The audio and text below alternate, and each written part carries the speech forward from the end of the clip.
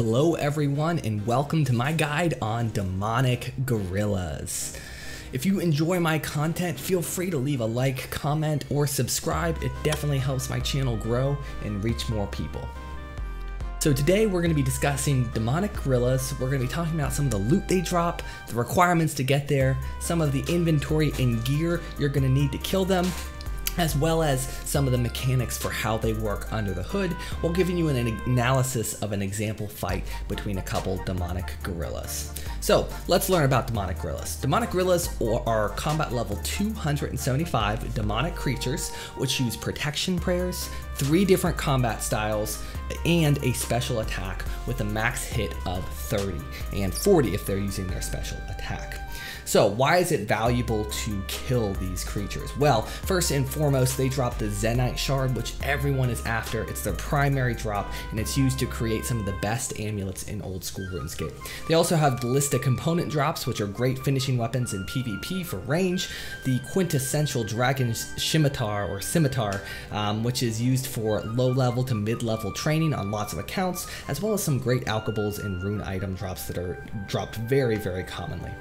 So as far as what I would recommend for killing these creatures, first and foremost requirement is Monkey Madness 2. You have to have that quest done to do this, no getting around that. I'd recommend 80 in attack, defense, and strength, 85 range, 43 prayer at a bare minimum, but I'd highly recommend 70 for piety and rigor if you have it, and then 70 magic is great for having some magic defense to soak up some mistakes. So as far as the gear that you're going to want to wear, I would recommend only doing these on a Slayer task. The Slayer helmet and black mask give a huge bonus when attacking these creatures. I use the Varrock skirt and the Blessed D-hide top. Varrock skirt has an awesome defensive bonuses and some prayer bonus, while the Blessed D-hide top gives a great range bonus for the range switch and has some prayer bonuses as well. I use a torture in the amulet slot, but of course you can use a fury or even a glory if you don't have that. Dragon defender and arclight are a must. The arclight you'll get from some quests and it's completely free, so there's just no reason not to be using an arclight here. It is best in slot. I've got an imbued berserker ring as well as some dragon boots for defensive bonuses and some strength bonus, along with the fire cape as well. So as far as the range switch goes, I will generally go ahead and bring a blowpipe, necklace of anguish, and an Ava's device to pick up some of my darts. I wouldn't recommend anything over a 3-way switch since we are going to be switching gear a lot. As far as the inventory goes, I'd recommend bringing a super combat potion, a ranging potion, 4 to 6 prayer potions, and filling the rest of the inventory with shark. You're going to want to leave room for your melee switch, as well as having a royal seed pod to get there, and maybe a rune pouch for bringing high alchemy runes, or a one-click teleport out. If you're newer, you can bring some higher level food like manta rays or anglerfish. There's also a lot of people who bring super restores because Saradomin brews are common drops, and that can help people extend their stay at demonic gorillas. I don't bring any of this stuff because it's a little expensive for me, so I just stick with the basics that you see here. So as far as getting there, this entire area is going to take place in the Tree Gnome Stronghold. With this red circle here, I've marked the location for the Royal Seed Pod teleport. There's really no reason not to be using that since you already have completed Monkey Madness 2, and it's going to take you to the closest spot to where demonic gorillas are. So from there, you're just going to want to walk a little bit north, and you'll find these green circles here. One is to get into an instanced area, and then you'll just follow that white line all the way down to the edge of the water where you'll go to the crash site cavern. That's where the demonic gorillas reside. So if you don't have that royal seed pod or don't want to use it for any reason, you can also use the tree stronghold teleport from a spirit tree, or if you don't even have that, feel free to use a slayer ring to teleport to Neve or Steve down below here marked in purple. So in this clip, I show an example of walking to the gorillas. First, I'll commune with my royal seed pod, and that'll take me straight to the base of the grand tree. We'll go through the door and head a little bit to the northwest. We're looking for a small entrance into the gate up here, and this is going to take us to the crash site cavern.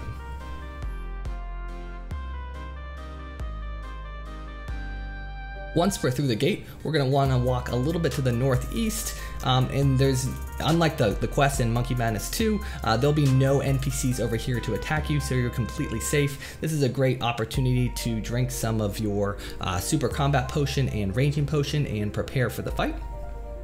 So from here, we're going to want to run past these tortured gorillas. They look similar to demonic gorillas, but that's not what we're after. They're much easier to kill, and they have much worse drops. So we're after those demonic gorillas. So going up these stairs over here. This is the only area I would recommend killing demonic gorillas in, because the other areas are multi-combat, and you definitely don't want to be fighting more than one of these at once. So the demonic gorillas mechanics is where things start to get interesting. They use protection prayers, and these protection prayers actually can't be circumvented through the use of a Barrow's armor like Varroc's set. They use all 3 different combat styles in the combat triangle within old school RuneScape.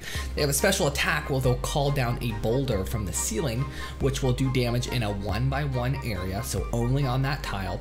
It'll hurt you for 33% of your current remaining hit points. So this can do a max of 40 if you have 99 hit points. They will change prayers every time they take 50 damage from a specific combat style, and they'll change attack styles every 3 missed hits. So this is important because I didn't really fully understand this concept before I started fighting demonic gorillas.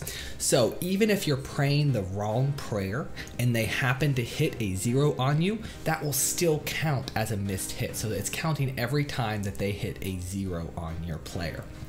Special attacks actually don't count towards hits, so you kind of just ignore them out of the calculation. We'll be counting to 3 a lot while we're fighting demonic gorillas.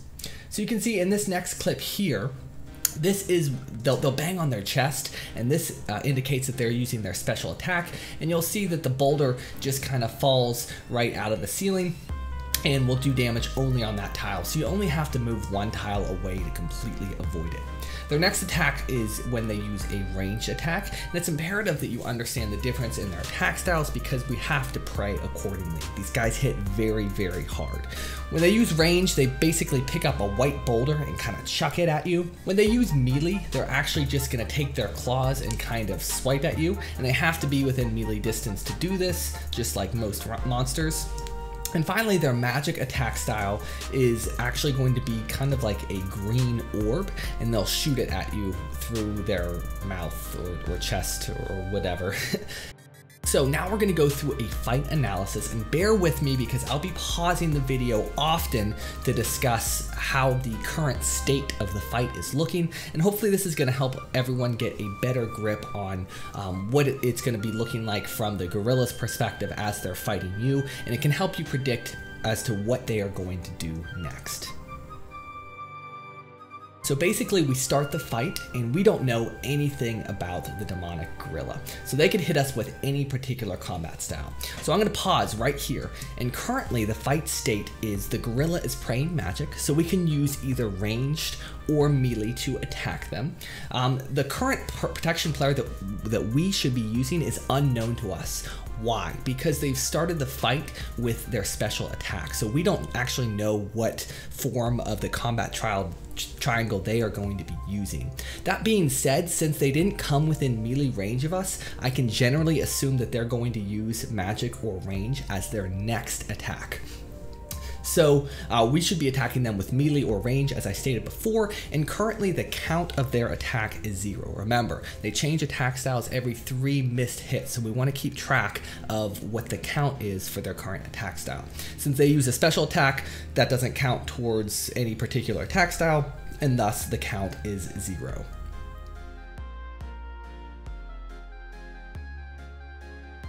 So you can see right here, they've immediately hit us with magic. So we did take damage, and this is a very important thing to note. So since we took damage, it doesn't count as one of their 3 missed hits, which means this will be counted as, you know, hit number 0, and then we have a 3-hit buffer before they change attack styles.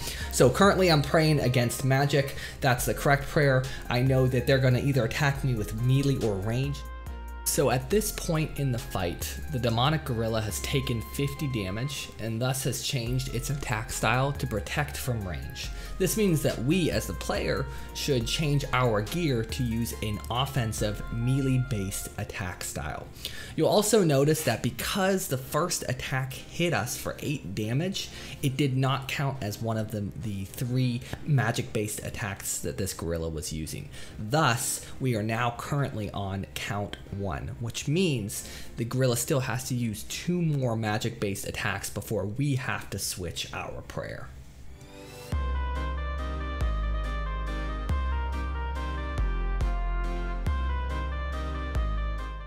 So if you were really sharp, you would have noticed I did something very important at the very last second of this clip. You'll see that I clicked away from the demonic gorilla. And the reason why is because we are currently at 3 magic attack styles. So I know that on the next attack, this gorilla is going to change its combat style. It is either going to use melee or range. So what I did is by clicking away from the demonic gorilla, by putting space between my player and the gorilla itself, I can tell for certain if it's going to use a melee or ranged base attack, and I have time to pray accordingly. If it walks towards me, that means that the gorilla is going to use its melee attack. However, if the gorilla stays in place, it means it's going to use its ranged base attack.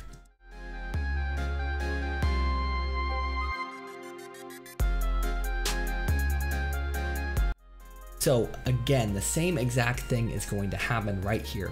You can see it's done 3 range attacks, and I've started to walk away. You can see as the gorilla follows me, it lets me know that I need to pray protect from melee. This is a great strategy in order to try to determine or ascertain the next attack style that the gorilla is going to use.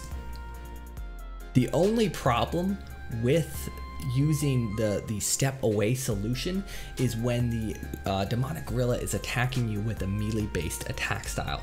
Because both range and magic can attack from far away or more than 1 tile away, when they use a melee based attack, we know that their next attack is going to be either range or magic. So by walking away, it will have no effect on whether the demonic gorilla can hit us or not.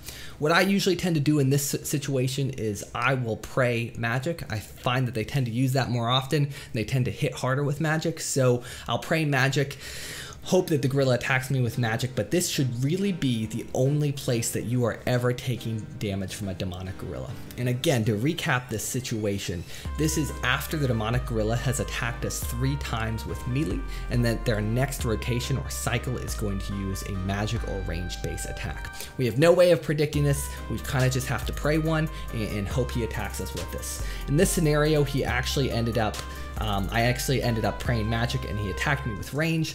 Luckily he hit a 0, so we happened to get away with it there, but we definitely could have been hit hard there because we were praying the wrong prayer. Alright, so I'll stop pausing the video every 5 seconds now. At this point, we should have a basic understanding of some of the mechanics that demonic gorillas are going to use against us. So now I would recommend that you try to follow along with the video and kind of count in your head what kind of combat attack styles the gorilla is using and what might be the next best prayer to pray to mitigate them.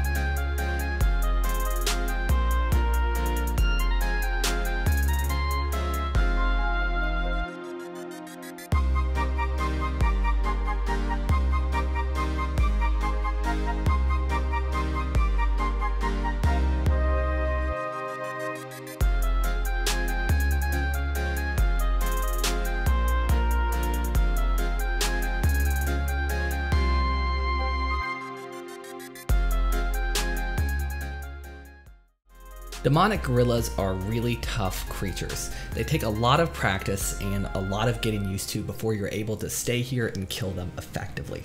However, once you master the demonic gorilla, you'll find that they drop sharks, Saradomin brews, and prayer potions extremely commonly. So a lot of players are really able to stay here and kill these creatures indefinitely. Now, if you have something like a Saradomin God Sword or the Blowpipe special attack, those are some great resources to help both conserve and replenish prayer, as well as heal yourself at the same time. So that's really all I have to share about demonic gorillas. If you have any questions or concerns, please feel free to leave them down below in the comments section. I appreciate you watching this video, and if you enjoyed it, please feel free to give me a like, a thumbs up, or a subscription. It definitely helps my channel grow and reach new people.